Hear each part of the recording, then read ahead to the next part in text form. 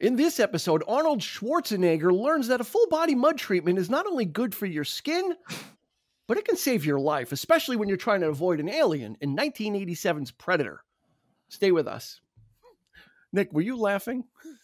I was laughing. Welcome, one and all, to the 3324 podcast, home of the witty opening statements that introduce our episodes.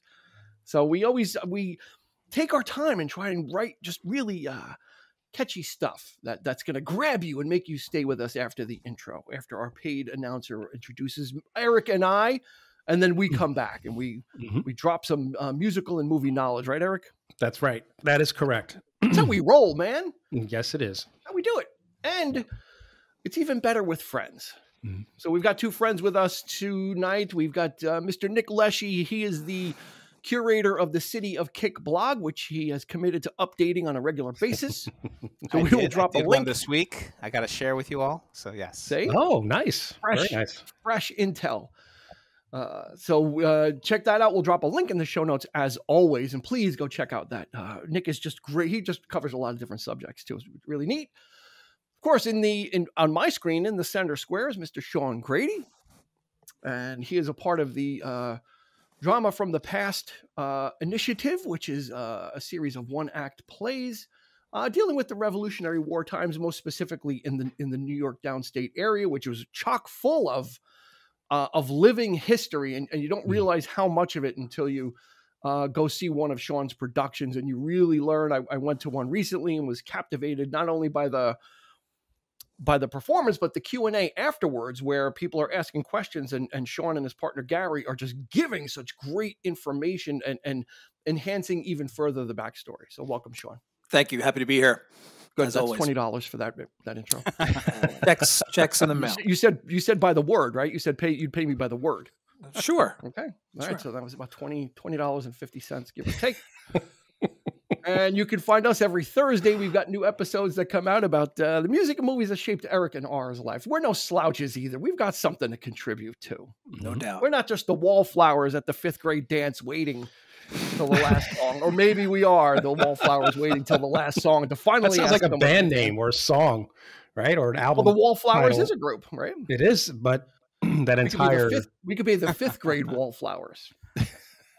That would be like in this way we could cash in on the Wallflowers at the 5th grade dance. That's a great title for an album. Wallflowers at the 5th grade dance. Yeah, or song. But anyway. You went to a pretty cool school if you had dances in 5th grade. I will just say, right? Yeah, I didn't. Yeah, what was that, Sean? I said that's pretty cool if you went to a school that had dances for 5th grade. Yeah, in where we went, middle school started at 5th grade, so elementary was K through 4, and then middle school was 5 through 8, and they would have dances. Very cool. Each year. Of course, I wasn't there at 5th grade in Dobbs. No, he caught up though. Eric got there. Caught up. 7th grade. Yep. Nice. This guy. Enough reminiscing. Let's get to the business at hand. We were trying to get this one done for a while. Predator. I mean, I'm sure every movie podcast has done a Predator episode. So now it's time for us to push our chips into the center of the table and give you our take on this film. So let's do the stats as we always do. Released in June of 1987, written by Jim and John Thomas. First time screenwriters. Very interesting story about the genesis of this idea, which we'll get to. Directed by John McTiernan, who really directed a lot of the big films of the late 80s and 90s were John McTiernan. Die Hard, Hunt for Red October, Predator, and then Medicine made the mistake. Man. Yeah, Medicine Man. Then made the mistake right. of lying to the FBI. And his fortunes turned, and he has not directed a film since 2003. He's been in legal trouble and in and out and financial trouble. So unfortunately but John McTiernan was like the go-to director before the whole CGI revolution. This guy was all practical. Like this was practical effects guy. So a $15 to $18 million budget, somewhere within there. I guess if you split the difference, 16 and a half or 17. And a $98.3 million box office. Doesn't sound like a lot. Back in 87, that was a lot. In '87, that was a lot of cash. I mean, nowadays that's not even a portion of a budget for like an MCU film. But back then, to have that return on the investment was big, especially back then. Either of you two gentlemen, Nick or Sean, did you guys see this in the theater? I did see it in the I theater. did. Yeah, Nick? I loved it. First time I saw it. I mean, this was the 80s, so it was like those action movies were great. You know, I forget which one in Schwarzenegger's canon this fell into. This was he had done Terminator. He did Terminator, then Commando, then Raw Deal.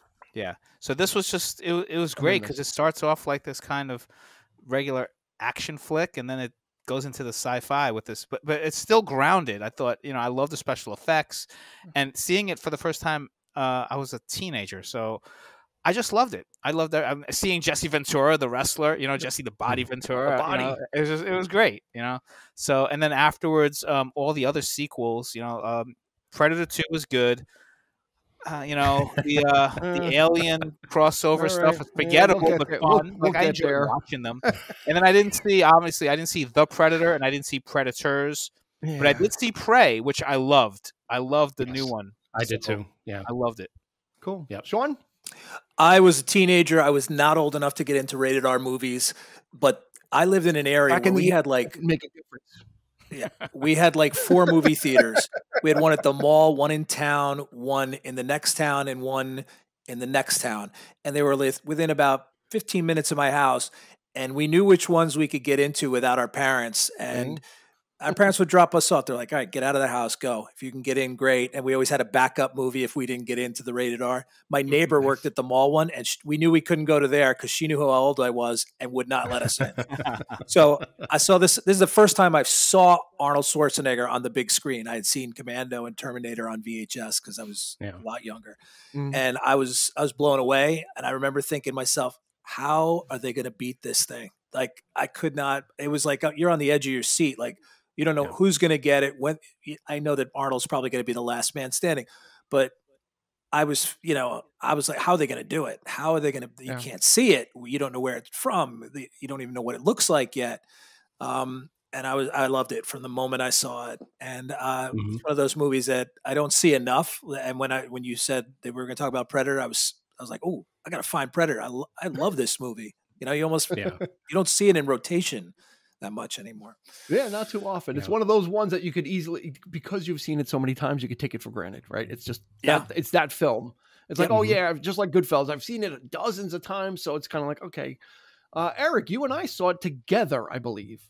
Well, I saw it before you. You saw it, and then I caught it. And I was actually you were promoting it to me. Yeah. I was promoting it to you because you were like a diehard Schwarzenegger fan at that point. He was like, diehard Schwarzenegger fan. I see what you did there. You did a McTiernan. You did a McTiernan. Not intentional. No, but I said, Dean, I mean, because up to that point it was all Arnold, taken out. But this was, for me, decidedly very different. I didn't really. I mean, he's the star, but it was. I just love that team. Yeah. The Commando team. It was the entire ensemble. I thought that made the film. For me, it wasn't just Arnold. So I said, you need to check this one out. And this was like right on the heels of Aliens too. It was a year before Aliens. I mean, that was. So I was kind of thinking, like, is this a ripoff? Are they trying to do that kind of thing? And it's like, it's the same studio, that made Aliens and Fox. And so I don't know. I was like, but I just, like you guys, I thought it was riveting from beginning to. I was even scared a few times. I didn't really. I mean, this thing was just. I would not want to meet this thing. No way. In a dark alley, or I mean, it really. I mean, it left a big impression. Yeah, a lot of DNA on this film. And then Eric must have took me and I believe our friend Johnny. I saw it at a midnight. I saw it at a midnight showing. Yeah, and I don't even know if it had come and gone already, maybe, and it was like only playing at midnight or something. Yeah. And they took me to it at a midnight showing, which was, extra, it might have been the same day. It could have been like, it might have been. We could have, I think him and I went to might have gone to an earlier show. We were known to do that. And then, going back. I said, we need to go back and check this out. We gotta get Dean and because he was such a fan. Yeah, that big into Schwarzenegger. I mean, he was the thing. I mean, he was in the 80s. This was the era of the action star. Mm-hmm. You know, we did a Rocky 3 episode, and Stallone was kind of in that. He hadn't really. I mean, Rambo was him starting to dip his toe into the water. Rambo 2, First Blood was more of a dramatic turn for him. Rambo 2 was like, I'm entering into the action genre, like the over the top type thing. But Schwarzenegger was dominating it. I mean, this was his thing. And like Eric said, the ensemble cast. I've always said, and I remember saying it probably when I saw it, I was like, this is the best G.I. Joe movie ever. Yes. Right? This was G.I. Joe before G.I. Joe, before they even conceived it. Just like, and I'll say it now, just like True Lies is the best 007 film. It's the best James Bond movie ever made, True Lies. You know, and I think that this is the best G.I. This is it. You've got the tracker. You got the heavy gunner, you got the communications. Everybody's got their specialty, explosives. That's right. Yeah. What and when Arnold was being approached about this film, one of the things that turned him off initially was that it was kind of like a solo film. And once they kind of massaged the idea of having a team, he kind of liked it a little bit better having this team around him. And like Eric said, it really. It's a really great ensemble piece, but what it really does is it just multiplies the machismo. It multiplies the ammo. It does. It multiplies the biceps.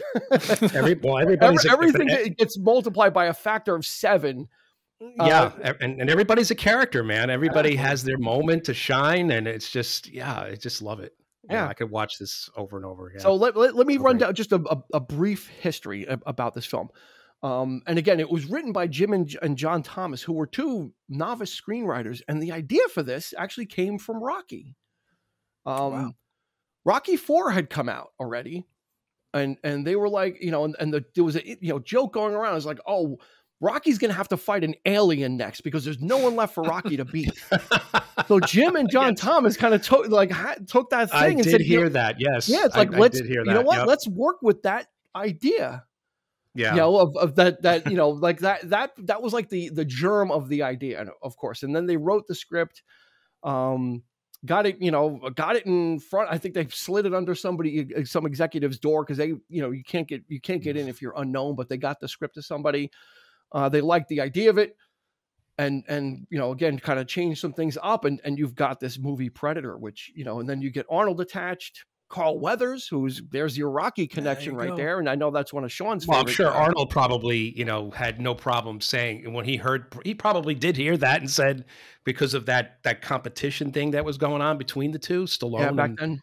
That Schwarzenegger, they loved each other, but hated each other at the same time. They were partners in Planet Hollywood, right? Yeah. Right. But they were just such big rivals that I'm sure he's like, oh, if this is known as the Rocky type movie, I'm doing it. It's not going to be, so if Stallone, he might have been interested. I would have been interesting to see him tackle this thing. Arnold has and that was the other part of this is originally the Predator was to be played by a then unknown actor, Jean-Claude Van Damme. Yeah. And Jean-Claude Van Damme was hired for his athletic and his athletic and I'm going to say gymnastic ability because he can really do those splits and all that kind of stuff. So the original Predator costume was kind of gecko-like. I don't know if you've ever seen any behind-the-scenes footage. Yeah. Yes. In the meantime, Van Damme was unhappy. It's too hot. I hate the costume, and they're never going to see my face. It's like, well, you joined to play the Predator. You joined to play an alien. It's not going to be you. So he ended up leaving. He got they fired. took the time to reassess the Predator costume anyway. Got Stan Winston involved, and that changed the game. Oh, right? absolutely. And then they got Kevin Peter Hall, who was just hot off of Harry and the Hendersons playing Bigfoot there. 7 feet. You needed someone to match Arnold, and they got Kevin Peter Hall. Well, that's the thing. I mean, Van Damme and Arnold they're all short.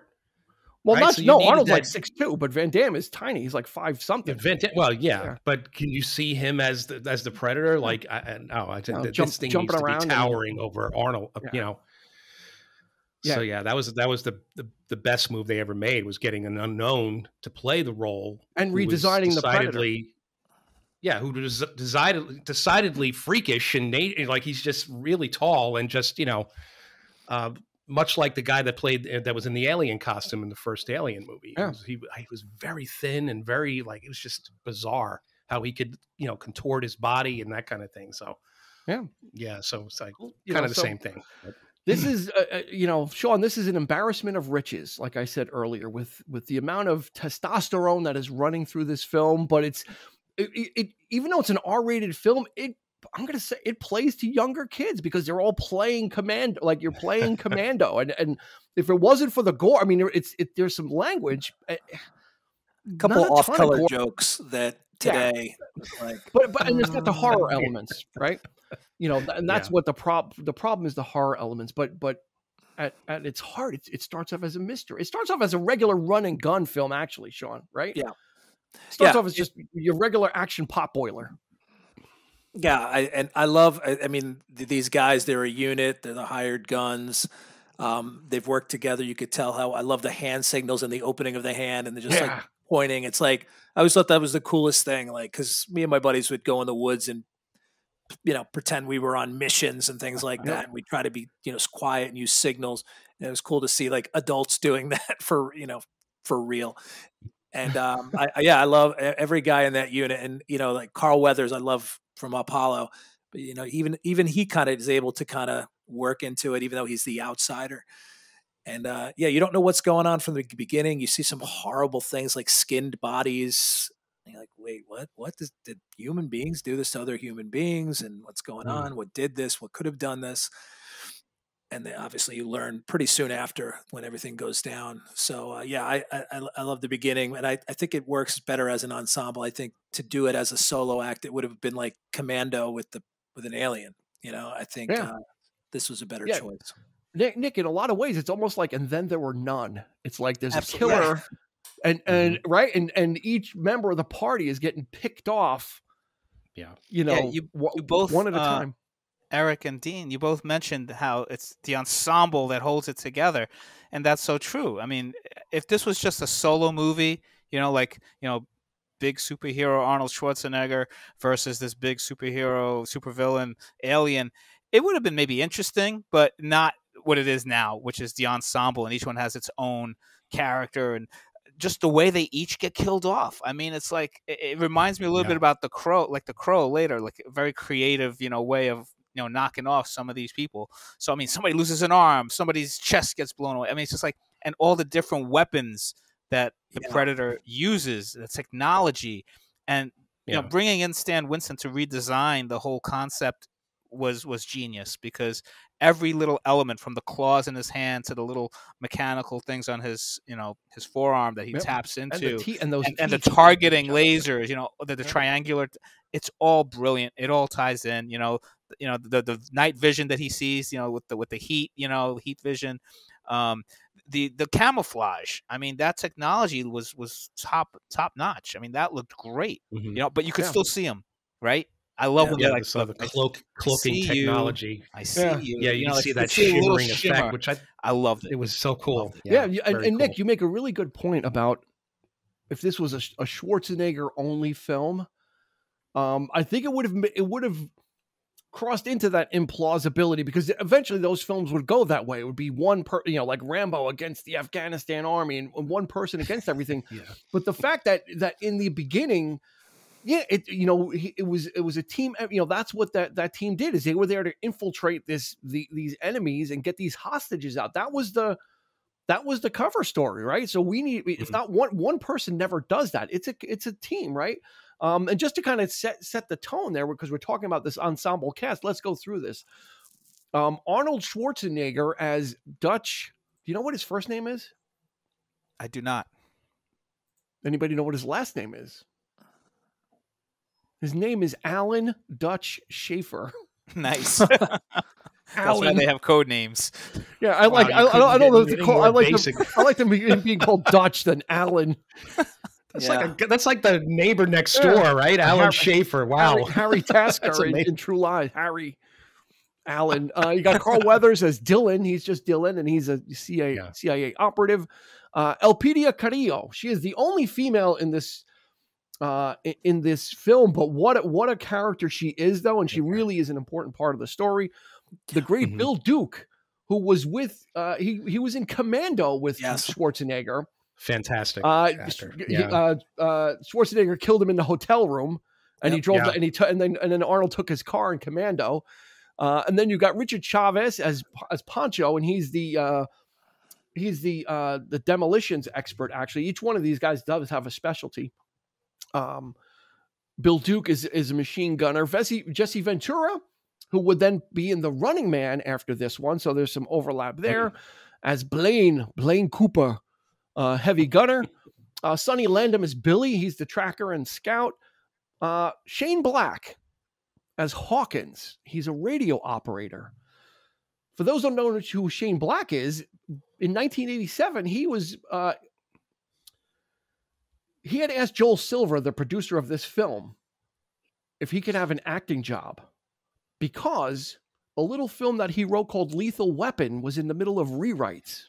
Mm-hmm. So Shane Black is a screenwriter, and he was a screenwriter for Lethal Weapon, and he's done a lot of great work, but it was undergoing rewrites. So he said to Joel Silver, "Hey, I could do some acting." The odd thing about Shane Black is he's not listed in the beginning credits. Every other actor that's in this film is in the beginning credits, but Shane Black is not credited for some reason. Yeah, I had to go back. I'm like, wait, why is every other actor, even Richard Chavez wasn't a big actor back then, and Elpidia Carrillo was not a big actress back then. So why wasn't Shane Black? Even R.G. Armstrong was credited, and he's like the commander guy. And he takes the franchise forward, doesn't he? And he wrote and directed his own Predator. It was Predator. That was the worst of the series, and he took the blame for it too. Yeah. He actually shouldered squarely. Said it's my fault. He goes, it was bad. He directed Iron Man 3, which was the better of the Iron Man sequels. But yeah, so Shane Black was a budding screenwriter, wrote Lethal Weapon, and got on board with this film. And then, like I said, R.G. Armstrong as Homer. He's the general.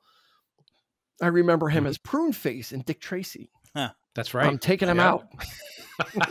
I'm taking him out. And then Peter Cullen supplies the Predator's voice, and then of course Kevin Peter Hall as the Predator. Mm-hmm. So a small cast, and almost except for the opening scene when the chopper comes in and they land at the whatever the army base, except for that scene, everybody else in the film dies except for 3 people. Anybody that's on screen is dead except for those 3 people, including the camp. Yeah. Including the camp. Which sets up the finale really well, because you see what a killing machine this Predator is. I mean, it just goes through everything. But also the sport, right? He doesn't kill the woman because she's not armed. That's what Dutch deduces, right? It's like you weren't armed. That's why he let you go. It was not sporting, right?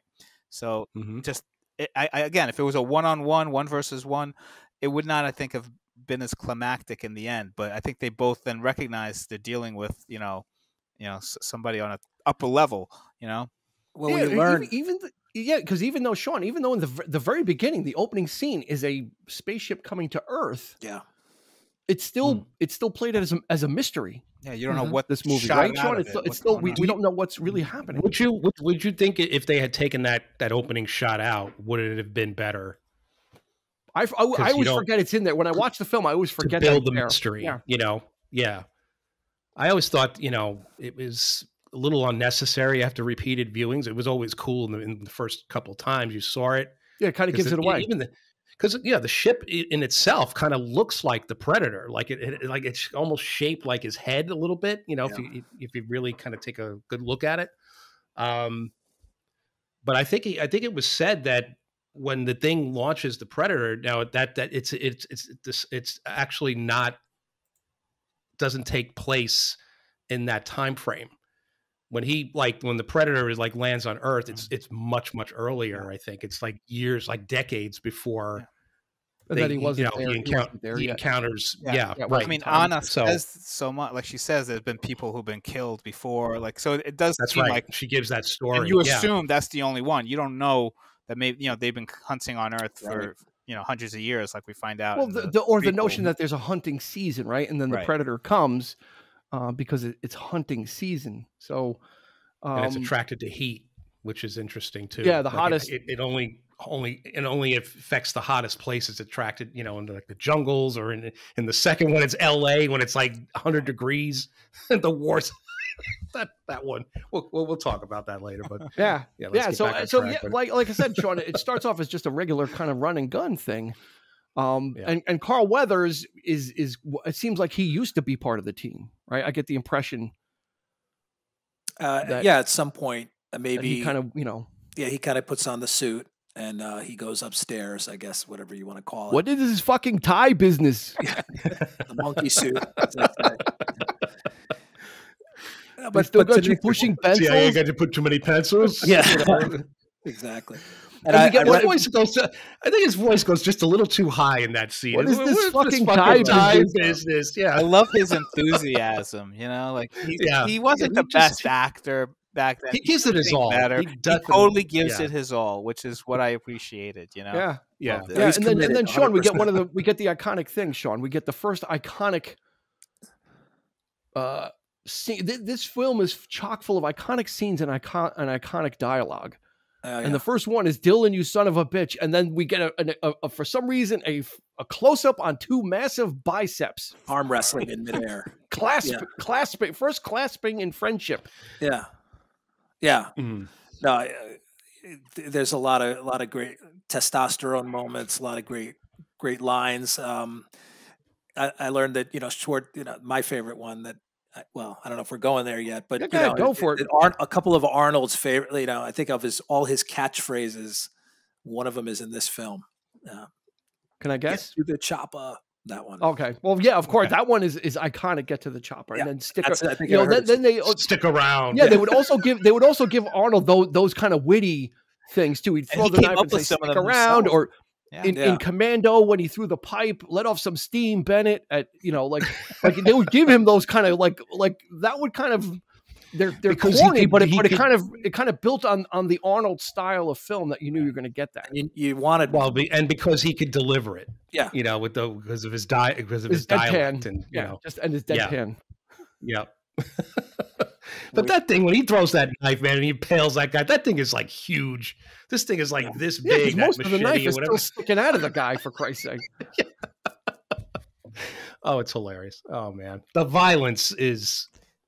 We need to comment on the extraction scene, because I remember the first time I saw it, and, this happened with Commando, too. Our friend John was absolutely, like, hysterical laughing in the theater watching these guys getting blown away. I mean, people were looking at us like, what the fuck is wrong with these two? Like, because he wouldn't stop laughing, and he was crying. He was laughing so hard. And I didn't understand, because, once you get somebody starting to laugh, then you can't help but laugh yourself. I wasn't, I thought it was horrific. It was that era. Well, it was still that era of Nick of practical effects. Right. Yeah. Right. So they would put guys on those springs and launch them into the air. Like when there's a grenade that goes off, the spring and the guys go flying into the air.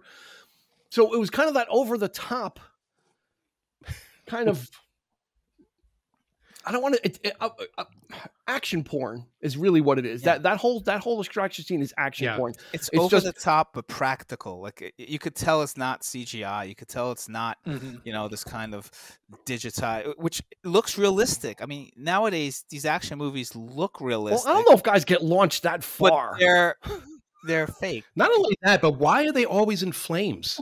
These guys are like, every time you see somebody falling out of a tree, they're like on fire. It's like, what the? It's like they have a little thing attached to their backs that just burst into flame as they're falling. Well, that's because Pancho had that rocket, that grenade launcher, and he's just, if you watch that scene, Pancho was just pumping grenades all over. He's just like peppering the whole place with grenades. Yeah. Everything is exploding around you, and then the tree bursts into flames, and the guy's falling out, and there's like... The guys are like completely engulfed. It's hilarious. These fighters are so. I mean, they've built up the story where these are the top notch, commando unit, right? Like, and the way they get killed, it's so creative. It's so it's excessive, right? I mean, what happens to Jesse Ventura is like, here's the guy who's like, I ain't got time to bleed, right? Yeah. And what happens to him is like, oh my God, you laugh out of like, I can't believe what I just saw, what I witnessed with my own eyes, because it looks realistic. It's really well, and just the choreography of that, Sean, too, is you've got multiple explosions, and they're tracking all these different members of the team too. Like they're switching back and forth. So there's a lot of, from a technical standpoint, there's a lot of blocking that they're doing. Yeah, and it's interesting because you learn about their skill in the scene, and then and what they're good at and what their expertise are. And then with every one of them gets killed, you learn about the predator as well, what weapons he has, how he kills, and then what he does to them after he kills them, and why it's important to not just kill, but take the kill away and do whatever he's doing. Which is far more horrific than anything they were doing. And I had read that, and it's interesting. I'm sorry. Go ahead, Sean. No. Just back to the commandos, the guerrilla warfare tactics. That it was the second assistant, the second guy in command that directed that scene. It wasn't actually McTiernan, and he wasn't 100% happy with it because a lot of cutaway, a lot of boom, explosion. There go the guys flying, and didn't seem like a fluid type of there was a lot of choppy editing going on. But that, I think that works to their advantage because that's the color of war, the fog of war. Sure. Things are happening all over the place. And 1 second, Arnold's mowing down a guy, then 1 second, Carl. One of my favorite parts of that whole scene is the guys are getting in the helicopter, right? And they're trying to take off.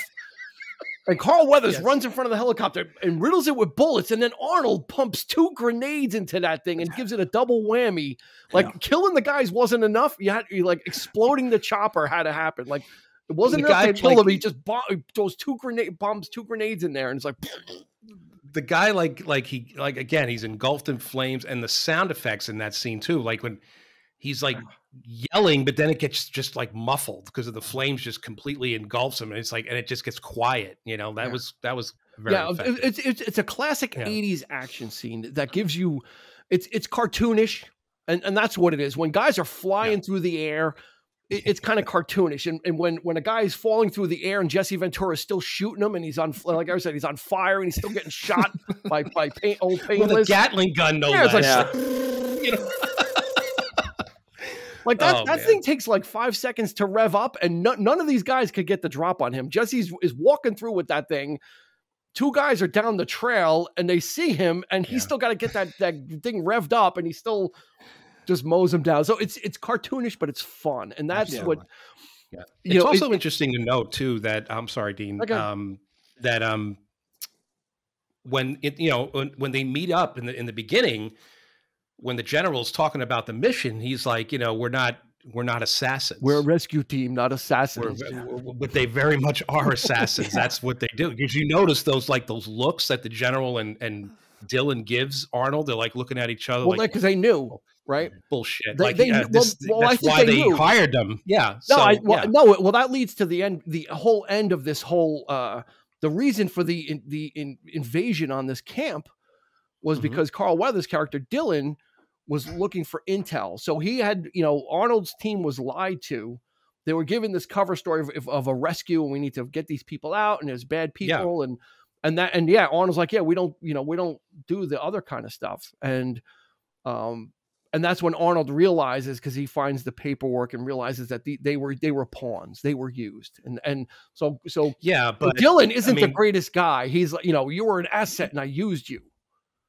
Right, but they very much know to kill. They know how to kill very effectively. But again, I don't think that's not their thing, because he says it again there too. He goes, "We don't do this kind of work." He goes, "We don't do it." Like that was his thing. It's like, we're commandos. We'll do extractions, and if there's casualties, yes, but we're not just going to go in and wipe something clean for that. So there is he does have a little moral compass, whereas Dylan was just like, I used you, and I got opened my eyes. Why don't you, or words to that effect? And would you say the Predator has a moral compass too, because he's it's for sport. So if somebody's not armed, they're not going to go after the little ones, or and that's something that gets played again in Prey. We talked about that when we discussed Prey for the other blog podcast, but that was Roland's. They have certain rules to Predators to kind of you know, when they're hunting. Well, it's interesting. The predator is like watching them, all of this go on. He's listening to them talk. He's listening, he's learning words and things like that. But I think he has they're very intelligent. So they're kind of like humans are kind of, dicking each other over. It's like, so the predator is like catching wind of this, I think. And it's a very interesting species to be hunting. You get that impression as it goes along. That's why it took so long, I think, for him to start picking them off. Let me put this question out there. Yeah. And each one of you can answer it. We'll go around. I noticed, right? We talked about there's a lot of gruesome deaths when the predator starts killing people. It's, they all, and his thing is he wants the body too, right? Because there's one scene when Blaine gets killed, they have his body. So there's some subterfuge and or distraction happens, and then the predator takes the body. What I noticed is that when Billy, the tracker, right, when he he understands that the end is near, so he goes to face the predator, right? And he has his knife, he has his bag, of whatever that means to him, spiritual, and he's ready to fight, and he gets killed, right? I'm setting this up. It's a long question. Billy is the only one we see who has his spine and skull removed. And the predator kind of shoots it with the thing. When they found those guys hanging upside down from the chopper, their bodies were skinned, but they were intact. So here's my question. We're getting to it. Does the predator have them, just like a hunter, right? If you're going to, I'm morally against it, but if you're going to go kill a deer, you're going to kill a deer with the biggest antlers, right? You want the most, so the predator was killing these people, but did he keep the trophy of the one that he respected the most? Like, was Billy because they only showed him doing that to him, but all the other bodies either got skinned or whatever, but nothing we didn't see happen to. Nick, go first. What do you think about that? I think you're onto something there, because I think... Because then he kept the skull and he was kind of like petting it. Because, a little I'm like, well, is he bringing trophies back for everything he kills? That's a lot of stuff, Yeah. So, yeah, it's like when you go fishing and you catch the great white, I guess that you'll keep, but you might throw back some of the others, so... I think which are the ones you're going to put on the wall if you go by the hunter motif, right? Yeah. So in Predator 2, you see that they do the Predator does collect trophies of different species. So do you think in Predator, Nick, that was? I think that there is a moral piece of not a moral piece, but there is a method to hunting. I think so, and I think of what trophies are going to be. You're not going to just keep every skull you absolutely, and I think it sets the tone in this movie that there is a method that the hunter because he was a worthy opponent, exactly, because he faced the predator. Sean, what do you think of that theory? I think you're definitely onto something 100%, and you get the sense that Sonny has some kind of Native American background, and Native Americans were very respectful when they hunted animals. They used all parts of the animal. They didn't waste it. It meant something that the animal was sacrificing its life to them, and they wanted to show honor in that sacrifice that they had, and that they had to take this life to sustain their own life. So I think the predator must have sensed that and wanted to honor that. That there was honor. Yeah, that there was honor involved. Eric, what do you think? Absolutely. I think I think it's definitely, and it also makes a nice attachment to Prey, doesn't it, Nick? Absolutely. The Native American thing. It's like, because Billy, because he's acting so weird throughout, so squirrel, like as it, it's like squirrely all day, I think there's something to that. He might have heard the stories of perhaps when the first predator came to Earth in Prey, that's what it's about. Maybe he heard stories, throughout. I mean, it's not mentioned, obviously, but it's I think there's a definite tie there. Yeah, he's very connected to Billy is the most connected to. The predator does have everybody's skull, though. If you notice, in that he has the bag, and you could see. Well, were those others? Were there though? Yeah, but we saw in the other ones. No, because Mac's skull is in there because it has the hole in his head. It is okay. because he got shot in the head. Remember, like you see the big hole. Yeah. One of the skulls has a big hole. So Well, he did collect all of their skulls, but it's interesting to note that, yes, you do see, Billy is the one that they show him ripping the spine out of it. So, that's because he's the one that was actually going to face the Predator without any guns, without any weapons, hand to hand. And I think the Predator might have respected him for that. Was the first to recognize this wasn't human, right? Because there's that scene about, I'm scared, and they're like, "Oh, you're scared of no man." And he says, "We're all going to die. We're all going to die. Something out there, and it's no man. We're all going to die." So I think first... and one of Carl Weathers' best lines. Are you saying Blaine and Hawkins were killed by a fucking lizard? What fucking lizard?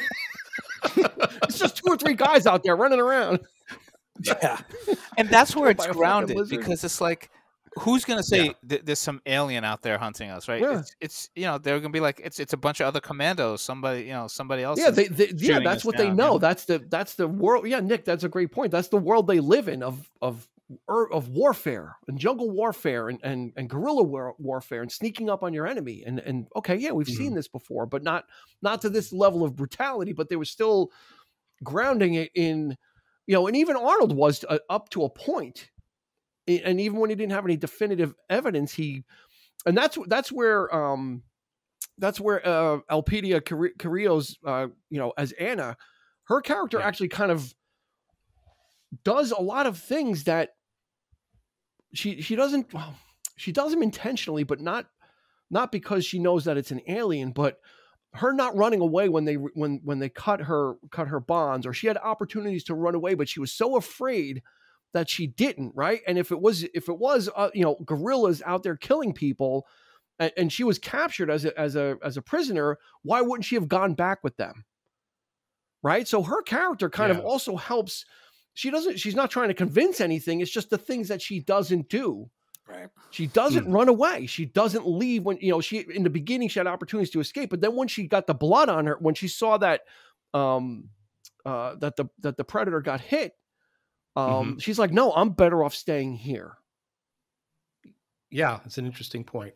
Right. And she decided not, right. Cause they're like, well, she decided not to leave, which also led to one of the biggest ammo dumps in history. One of the biggest dumping of ammo that was, again, this is gun porn. Guys standing in a line, firing every weapon they have, exhausting every magazine that they had. But, like I said, like Pancho's just pumping the grenades, and Blaine is just, no, Blaine got hit. Mac has Blaine's gun, and they're just ripping the forest apart. It's like, we hit shit. Because they're trying to get it, and then you see the parallel at the end with the Predator, shooting all his weapons. So there is right. That's right. Because he was blind. He was blind firing. Yeah. Exactly. That's a good point.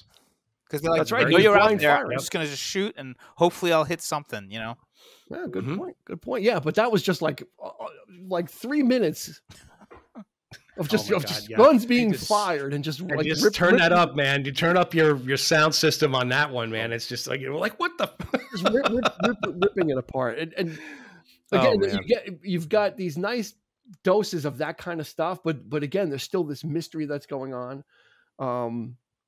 I felt bad for Pancho. Pancho got done dirty. Pancho was carrying a gun. Oh, but he wasn't using it. He got hit. He got waylaid by that log. He was carrying a gun, just it was slung on his shoulder. Yeah. I was hoping he was going to make it. I'm like, nah, he's not going to take out. No, but was he taking him out to get to Dutch, or he had the gun in his hand? So I guess. Well, see, and that's one of my dilemmas, right? Because Pancho was hurt. So why would the Predator? Hurt, kill somebody like an injured animal, but he had the gun slung on his shoulder. So then he became fair game, right? Like he became like, okay, well, he's got the gun, he might try and shoot me. Yeah. I always thought Pancho had the best. You don't give up, because otherwise you'd give up when the Predator was all bloody and injured, and it's like, well, maybe he's putting him out of his misery because he knows he's not going to make it. I mean, he's just dead weight at that point, at that stage, right? So what kind of sport is that to have? Is he going to actively try to hunt, Arnold, because he's carrying Pancho, That ain't gonna fly because it's you know what I mean. Like it's like it's not like he's in combat mode. So there. you think he got Pancho out of the way? I think exactly. So he could free up he's Arnold. Too far gone. I mean, his ribs, all his ribs are probably broken. Oh my God! He got hit. Oh man, he got hit with the trunk of that tree. Yeah, man. Oh man, how did he even survive that? Like he shouldn't even have survived that. And he doesn't he have a line like, "I can make it. I can make." Like everybody's like, "You're dead. You're not gonna make it." You know? And he's like, "No, I can still do it." He was like, "No, I'm getting out of." He's like, "This is nothing. I'm getting out of here." It's like this is just like this is a flesh wound. Like I have blunt force trauma, but I'm okay. You know what? I'll walk out of here if I need to get away from that thing. You know, like right. And I always thought he had the best chance. Like Pancho was like kind of like Arnold's number 2. Like you'd always tell Pancho, do this and get this ready. Like Pancho always seemed to be like the guy that was the most like that Arnold relied on. He was Pancho, we need this. Pancho, do that. And he would kind of do those things, like the tactical things. Like he relied on Pancho for that. You know, and I kind of like that character too, you know, and he just got done dirty. He didn't even get a chance to like put up a fight. Right. The worst death for me is Blaine though, because they set him up like he's like the second to Arnold. I thought like it was going to be like the last 2. I thought it was going to be a goddamn sexual Tyrannosaurus. And he gets destroyed. You know? Very unexpected that one. Yeah. So I think that's, you know what? That's great that they killed him off so early because you realize none of them are safe. You know. Yeah. Yeah. And his relationship with Mac was one of the more real parts of that story too. Like they kind of, it was very subtle. It's like, remember we were here. We walked out, you know. You saw and Bill Duke really portrayed. Right? He really sold that. Bill Duke. He really did a good job. There's not a lot there, not a lot of dialogue to chew on, and you don't know the history, but it's enough. It's absolutely enough because of that. Just that monologue, and he's probably seen so many people die, you know, in his career. Yeah. But that one hurt. You could tell that was like, and actually, the great scene is when Arnold's like, to Mac, he's like, you know, Blaine was a good soldier, and Mac is like, he was my friend, right? Yeah, yep. You know, and that kind of hits a little different, you know, at that point. Because see, I think he got done dirty. It's you know, he's crawling under a log and he sees it, and then next boom, like he didn't even get a chance to get. Like he saw it. I see you. I mean, ultimately the predator wins, but there was like no, I don't know, like a shot, take a shot, miss or something. I don't know. He's crawling under a log. Boom, done. You know what? And that kind of plays with some of these notions. Some of these deaths were unceremoniously done, right? I mean, people got offed. Yeah. And that's the nature of it is, you know, not everyone went out in a blaze of glory. Actually, the only one that really did was kind of Carl Weathers. Yeah. Close. He's the only one that got to kind of face him, you know, like I actually had a one-on-one with him. Everybody else was kind of waylaid, right? Because he was lost an arm and he's just, you know, he's still guns a-blazing, you know. So, but man, when the thing lifted him up off the I mean, you felt that, man. I mean, it looks so real. Like when he just, I mean, that whole scene, like his arm, you thought that he really got his arm chopped off. That and it looks so good. You know, like I don't know how they did. Yeah, they didn't. I don't know how they did that. Yeah, they didn't try and because do like he wasn't wearing like a long coat where he could hide his arm. Yeah. In the coat, how did the hell did he? Because he was only wearing like a vest. Yeah. Well, they did because they did it with a quick cut, so you could see like, you know, his bare arms. So.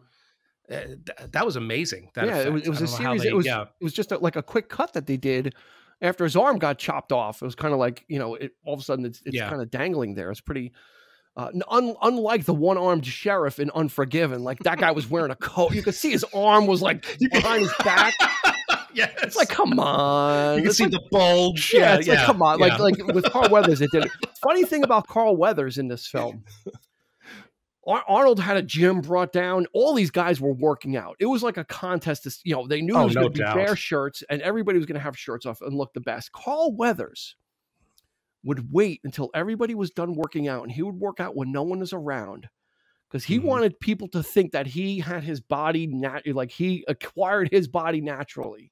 I heard about that. Yeah, so he was trying to like kind of fake everybody. Oh, you guys need to work out. Well, I just, you know, this is the way it is. This is the full package.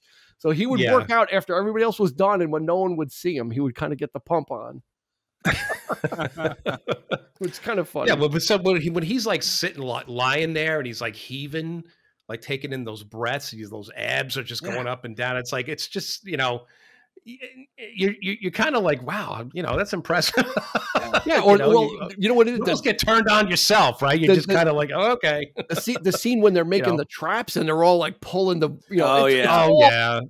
That's when Carl Weathers has the shirt off at that point because he's bitching and complaining. It's all about the working out and showing off. And they're all got their shirts off. They're all pulling the vines and pulling the tree down. The thing of it is, that's the thing though. It's like these trees and these vines, they must have been. They're so friggin' flexible in this movie. How the hell do they get to bend these things and just into what they want? Like Arnold making a bow out of the vines, and it's like, how the hell is he just like being able to like bend that thing? It's and pull a tree up himself was a little, I think, a little out there. He's Arnold, but I don't know. He's Arnold. But you could forgive it because it's Arnold. If Arnold could throw a saw blade into someone's skull in Commando, he could. I did love though that he was using this kind of naturally made weapons at the end. That was pretty cool. Yeah, and I think the Predator was impressed by that too. Brilliant gimmick. Is Arnold's the only one left. He goes down a waterfall, falls into the water, climbs out onto the shore, and he's taking his deep breath and he's like laying in the mud, and the Predator comes and he turns on his back and he rolls backwards, and it turns out that the Predator cannot see. Mud is a natural camouflage. It's the coolness, right? It's a great, whatever it is, the dirt, what a great kind of insert into the story to give Arnold a fighting chance without giving him like a god weapon or a cache, finding the alien technology. Fantastic plot device. Something that is earthbound, and that's to Nick's point, that's when he starts making his own weapons, right? He's kind of like, okay, well, I don't have anything left, so I got to use my skill set. So now it becomes two camouflaged hunters going after each other. I think it's just brilliant. Yeah, it's like But the weird thing about it, Sean, is when the whole time he's making his weapons, he's got a campfire going. Yeah. Wouldn't the Predator see that heat source? That's a significant. It wasn't until Arnold lit the torch. It was like, oh, I think he was drawing the torch. Then it's like, okay, Predator, you're allowed to see that fire. Yeah. Movie ruined. Well, right, everybody.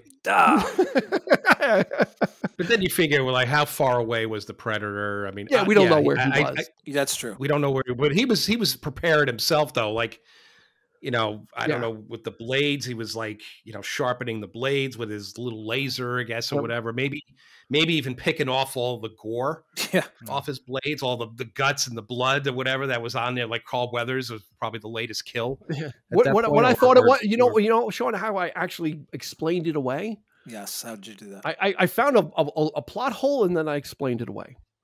What I said is, well, if Arnold got covered in mud and the Predator couldn't see him, he may have thought that Arnold left that area. And maybe he was going somewhere else looking for him, or just was kind of like, okay, I don't even know what happened to this guy, so I'm not really going to bother looking. There you go. So I did find a plot hole, but I did cure my own plot hole. I filled my plot hole. And as long as you can do that, then the movie's okay. There we go. There it is. It's palpable. And then I loved how at the end he falls into the river and all his mud falls off, and you're like, he's got no protection now. He's done. He's done now, because you're like, oh. Yeah, it was this great game of cat and mouse, right? Where he loved it. Yep. He's ready. He's got all his traps are set. He's got his primitive weapons. And then he calls out the Predator. He lights the fire and yells. And then he's ready. He's running around. He's hiding behind trees. He's throwing spears. And that was the great one when he threw that spear and it blew up in front of the Predator. That's what Nick, you were saying. That's when the Predator started blind firing because he couldn't see. He didn't just like the Predator had done to them. Like he couldn't he couldn't see where it came from, so he just started blind firing. Out there somewhere. I'm just going to try to shoot you. And that's when Arnold ran. And he made the fatal mistake of grabbing that very tenuous and rotten limb Yeah.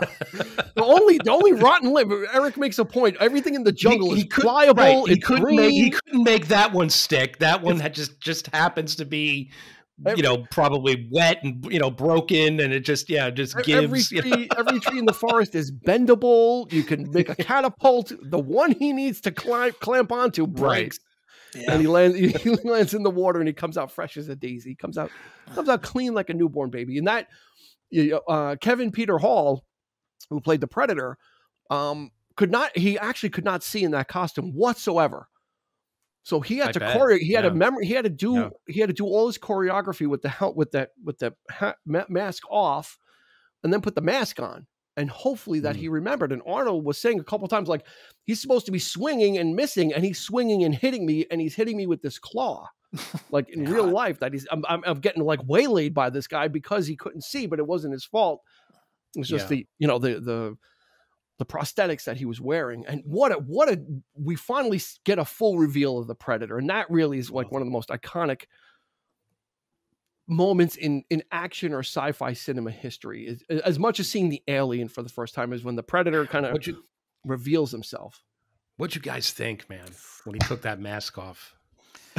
That just, oh my God. Before Arnold said, "You're one ugly motherfucker," I think we all thought the same thing. Like, what is this with the mandrels and the? I loved it. It was such a cool great design. Yeah, very. Oh man. Yeah. Yeah, Stan Winston outdid himself, especially for something that is practical. Again, no CG. It looks realistic. The teeth, when the way the mouth opens in four, and that roar. Yeah, that roar. Awesome. Yeah, the mandibles. And Kevin Peter Hall's acting as well. His the way he inhabits the character, the way he takes off all the armor, right? He's kind of like, like very the physicality of that. Like we're entering the gladiator arena now. So all this stuff comes off, and he takes the helmet off and the shoulder thing, and he just like drops it. Like just kind of drops it in the water. It's kind of like he removed you've earned the right. It's hand-to-hand combat. Hand-to-hand combat to fight me. Yeah. And that's he knows this in Arnold, because he's a leader. He respects him. Like this is probably what the Predator has been looking for, right? It's easy to pick these people off when you're camouflaged, but again, everybody wants a worthy adversary, right, Sean? Like that's usually in every action movie, the villain wants a worthy adversary, someone that's up to their level. Oh yeah. And the part where he gets the blade over his head, like that's like at that point I can't remember, had he already been revealed the mud off, or is the mud on him at that point? The mud is off. The mud was off him, and he swam to the shore. Yeah, he has the log, and he draped over the log. That's when he knows he should be dead, but he knows he's given me a chance or something. They're like, I should be dead. That's a cat playing with a mouse at that point. Exactly. That part's always very powerful to me, and the look on like his eyes, like as they get big, like why am I? What's going to happen to me? And then he reveals himself. And deems him worthy. Absolutely needed someone bigger than Arnold, right? You needed someone to be able to to make him look like, like chopped liver, and the Predator absolutely just destroys him, and it's great. We get to see the scenes from the Predator's point of view with his limited vision, because he took his helmet off. So it's all red. And it's just, all you hear is like the punches, and you see like someone like falling and moving, and and then it'll switch to to real film, and he's getting he's just getting blasted all over the place. You could see like the environment itself, I guess, because it's so hot and humid, that when he this is how they really see. Like it's interesting that everything is just so red and so bright, and you could actually see Arnold in a better way too. Like you could see his human features. He's not just a sketch or infrared version of Arnold. You could actually see his actual features show through in that redness, so that was interesting. I think we need to recognize the rabbit that got away. He was almost done. or whatever it was. He was almost done for. Like the Predator, like was looking for somebody, saw like a little heat signature. He like blasted the log and ripped it off, and that thing ran away. He's like, you don't know how close you came, dude. Yeah. Yeah. You don't know. You would have had a story. You've got a story to tell your family when you get back home to the rabbit hole. It's just like that thing just like took off. I'm like, but yeah, it's such a great ending. So, you know, Arnold is just getting the crap beaten out of him, and he's able to kind of make it to hit, like essentially what's his stronghold, right? It's like the area where, like, you know, the traps are set. He's got everything there, and one of the best, you know, I'm here, kill me, come on, I'm here, do it now, do it now. Sean's loving this. Sean is getting chock full of impressions in this episode. The look on his face, though, when the Predator is like, "Wait, what? What's?" Yeah, the Predator walks in and he realizes he's like, "There goes everything." Like, the Predator catches one of the little spikes, and then he's like kind of caressing it, and he's kind of evaluating. He's like, "Oh," and he's just about to like, and he just like. Yeah, I love that. He's like, no, you know what? I'm gonna go up and around. I'm gonna still kill you, but I'm gonna go up and around this particular trap. Yep. You know, but then Arnold has one more up his sleeve, and he's able to. He basically did a poncho.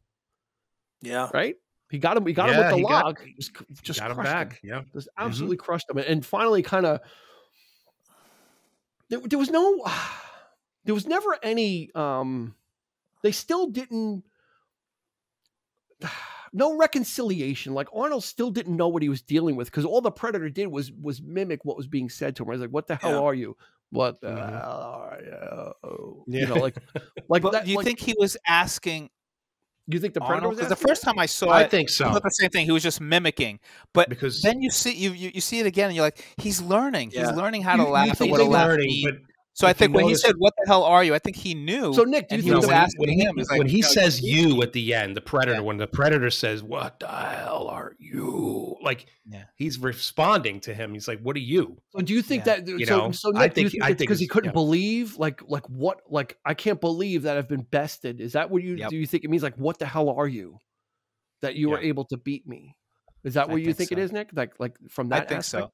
And the fact that, you know, I love the special effect of the blood, that it glows, because you're seeing how much blood is on him. Like he's like, he's done, you know, he's like, so I think it is a response. I think it's not just a mimic. I think it's like, it's him asking the same question. I don't know. I'm still undecided about it. It was almost like he's just kind of mimic, you know, like, that's all he ever did was mimic, like over here. Well, when he's hunting, he's mimicking because he's, you know, over here. Like, that's a ploy. It's like a duck call. But that's how I always read it. It was like once he learns that he can use those phrases, those terms to fool, like you know. And then the laugh. That's Billy's laugh. That's Billy's laugh. Yeah, exactly. That is Billy's laugh. And he knows what a laugh is. Like, it's not a natural thing for the aliens to laugh, right? Yeah. And things like, dude. He's like, Arnold's like, I better get the hell out of Dodge pretty quick. Yeah. But, you know, and there was another nitpick. I'm sorry, Sean. The helicopter's coming in to save Arnold. It looked like a nuclear bomb went off. A small nuke. Albeit a small nuke. But it was a mushroom cloud. Yeah, Arnold's like standing there like full of dust. Yeah. He survives. I thought the same thing the first time I saw it.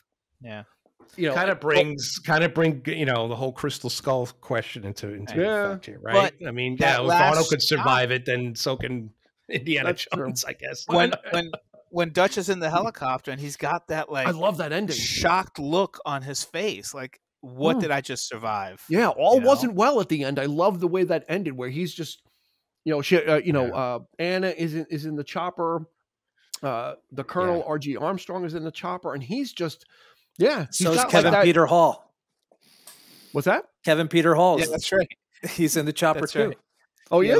He's it's the real Kevin Peter. He's the pilot. He's the pilot. Oh, really? I didn't know that. See that? Yeah. And Arnold just has that look of like someone that's been traumatized by war. Yeah. Well, he lost his whole team. It's not.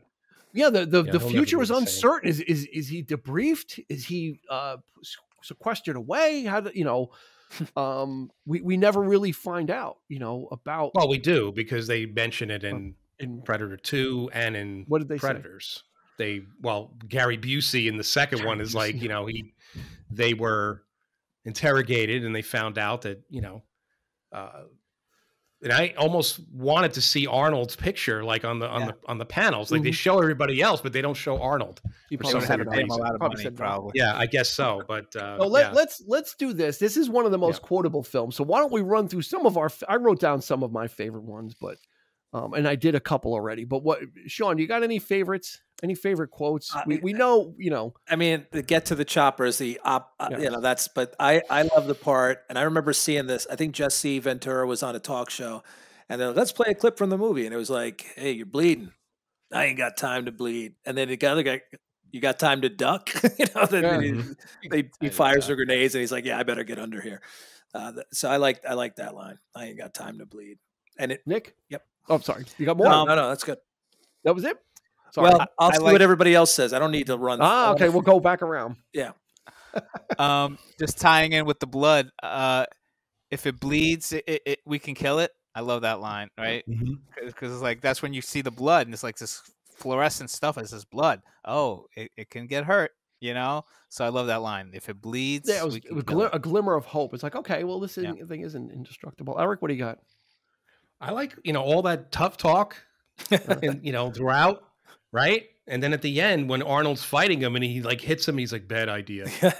Because you feel how vulnerable he is in that moment. Like I'm going to fucking die. Yeah. And he's cracking a joke here, but it's like, it works. For some weird reason. It just works because it's just like, what else has he got? Like at this point, he's desperate. I don't know what else to do here. I'm like, bad idea. I'm like, okay. I'm dying, Try something else. So I like that. Yeah. I like that little bit of, vulnerability in Arnold right there. Cause it's not overblown, but it's just a subtle thing. Yeah. I love recognizing like a battlefield strategy. Like, okay, that didn't work. Right. Like, right. Exactly. That was a mistake. Yeah. I got one from Billy. Right. And it's after what he's like, Billy, find us a way out of here. He's like, oh, we got to go through the valley. But I wouldn't wish that on a broke dick dog. What Billy is that? Say much. Billy doesn't say much. But he says he's got that one. And then, my men are not expendable, and I don't do this kind of work. That's after Dylan. He's like, you're an asset, and I used you. So my men are not expendable, and I don't do this kind of work. Yeah. Again, he has that. He's still kind of like, you got us into this shit, but we don't do this. And of course, get to the chopper is memed forever. Yeah. I mean, that has almost. I would even venture to guess that has taken over. I'll be back. No one says I'll be back when they do Arnold. Everyone says get to the chopper now. But Schwarzenegger picked that line when he did The Apprentice, right? That was his catchphrase: "Get to the chopper." Yeah, because you leave the show, right? Yeah. Get to the chopper.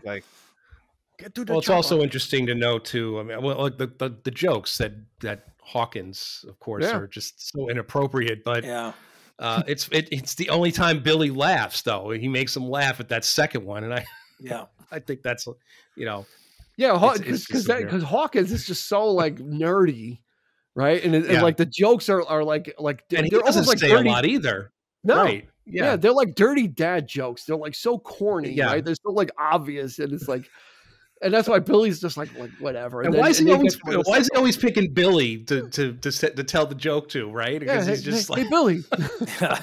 Yeah, he's poking that bear. It's like, because Billy is probably the most serious about his joke. Like everyone else kind of jokes around, but Billy really doesn't, right? Billy was like serious. He's putting the camouflage on, right? Everybody else is kind of Blaine and Mac are listening to Long Tall Sally. Like everyone's kind of, doing their own thing and ribbing each other and this and that. But Billy is just really like serious and doing like he takes it really. And that's seriously. probably why, because he just picks him out of the crowd. He's like, "Hey, Billy." And of course, the Stranger Things references too. There's two. Of course, Hawkins, Indiana, and then you got Jim Hopper. Sheriff Hopper. So that's not one but two references. Yeah, has Predator has circled back on pop culture. So, And you mentioned the music, Alan Silvestri. Yeah. The score is really fantastic. Not one of his more famous ones, but still fit. Iconic. Really well. What it is? They revisited it for the sequels. That piano riff that just kind of repeats. You know what it is? It kind of reminds me of like it doesn't sound anything like it, of course, but it's like that sort of weird, like tribal type of like Jerry Goldsmith did for Planet of the Apes. Yeah, it has a very distinctive, like and then every time they're in the jungle, there's that like that thing going on in the wood, and it's very effective. Yeah, it's very memorable. When you watch, and they even used it in some of the other films, which is takes you right out of it, though. It's because it's not the same thing. It's just it's a gimmick, But kind of like the Mandalorian theme now. Whenever Mando shows up, they play his. I like that. Whenever he does something, they have to play it when the Mandalorian shows up. It's like, all right, we know his ship, we know what it was. Like, don't need a Skywalker theme. He doesn't have a theme every time he does something. It's just kind of like Rocky, right? Rocky's theme, like Rocky plays his theme in Rocky 3. He's got his own theme. Oh boy, what do you think? Have we hit all the bases with Predator? I think so. We talked about anything we Jean-Claude Van Damme. We talked about Van Damme. One thing, the ending. It's like a curtain call. Yeah, I love that. As an actor, I would love that. Instead of just showing my name, show my face and the character I'm playing. And I love it that it was casual too, except for Arnold. They're all smiling. Except for Arnold, it's an actual shot from the movie. Yeah. It's just like the still. Yeah, everybody else is like that. posing. I absolutely love that. And I especially loved Carl Weathers. Like they threw the gun at him and he caught it, and he's kind of like smiling, like everybody kind of like turned. Like it was. Yeah.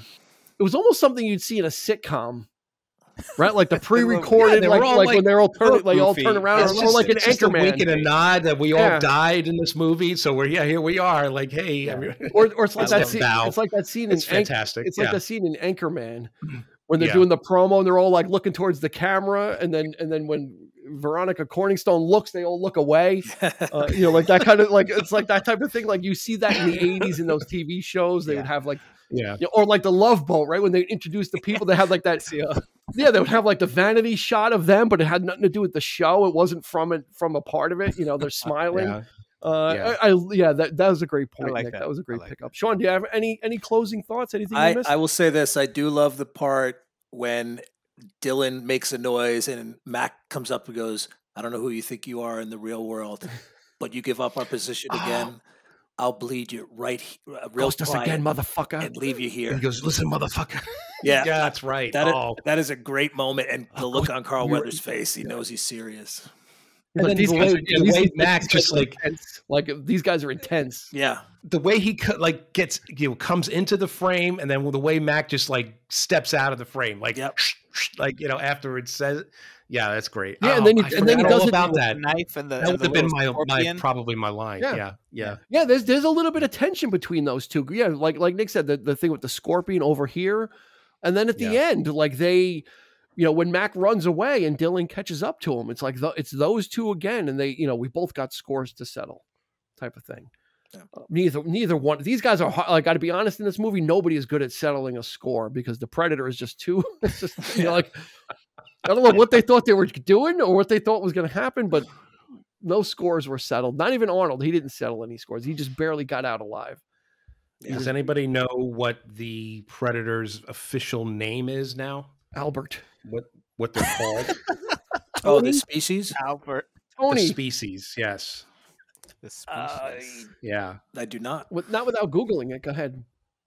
Yeah, I just did. Oh, but I had looked it up before, but it's called the Yautja, or Yautja. It's Yautja. That's the name of their species. Is the Yautja? Sounds Danish. Yautja. Yeah. So, not Yoda. Who owns the franchise now? 20th Century Fox is still. So that would be. I think Walt Disney owns it now. Yeah. So now you can have Star Wars crossovers with Predator. Yeah, you know what? So. Let's just as we wrap up, let's touch on this really quickly, and I'll just say it. They should have never made any sequels, and there should be no further Predator films made. I disagree. Predator 2 was great. Prey was excellent. Excellent. But how And many films? and I think How many I shitty always films wanted did to it take see- to get to there, Nick? No, honestly, you know, how many shitty Alien- films did it take to get there? Have you ever read the comics? There's like an Alien versus Predator. Batman comic book. versus Predator, Batman versus But- Alien. The premise was there. It's just you can't blame the fact that they wrote a shitty script for the prequels. There's stuff you could do with this character or the species because it's not the same character in every movie. And I just think there's more to it. Like I said, Prey was fantastic. The second one was just you talk about action porn. We're talking violent porn in this thing. This thing was obsessively violent for no good reason whatsoever. They amped up it's just, it's absurd how more violent the same. that It's like, movie. oh, let's give them more. It's worse. And just really, I watch it and I'm like, I got to turn this off because it's, my son, he comes in, he watches the first one with me, and then we turn on the second, and I just don't buy it. I don't buy freaking, what's it, God, Murtaugh, basically, because it's Joel Silver, so they bring in Danny Glover. Yep. This guy's like in his 50s. He's like always out of breath. He's like, and he defeats the Predator. I'm like, come on, no way. There's no way. Back then, I just it was don't buy it. plausible. He's too old for this shit. But Prey, I agree with Nick, was fantastic because it didn't but go even there. that the little girl beats. Did you see Prey? No, what's that? No, but there's no. I don't have any problem with it because she does not made it work well. Yeah, you have to see it. I don't want to give anything away, Dean. If you want to watch it, I probably won't. Sean, what did you have? I asked probably won't. I asked if I did see it. I enjoyed it. I don't think I remember seeing Predator 2 or anything in between. So I actually have seen bookends, and I'm happy with those two. The fact that the Native Americans can defeat the Predator, but not Europeans. It kind of, for me, it's like, but I enjoyed it. I thought it was great. I was there from the beginning. I thought it was very well done. I'm happy. Well, the thing of it is that the Predator learns. So this is the first time he's never encountered humans before. So fair. I think it works when you're dealing with people who are hunters by, that's what they do. They hunt and they survive that way. So the Predator finds this interesting, and he also it also kind of takes care of the misogynist thing where, she's a little girl. The Predator doesn't see her as a threat. Right. Which is why, but she's a great hunter and nobody takes her seriously. I think that worked I very loved well. it. I thought it was a great movie. I did. Cool. And the fact that it's just one Predator, as opposed to a whole race of people, obviously. Yeah. Yeah. Mm-hmm. All righty. Yep. I think that's going to do it. To coin a phrase from previous episodes, for this episode of the 3324 podcast. Nick, thank you so much.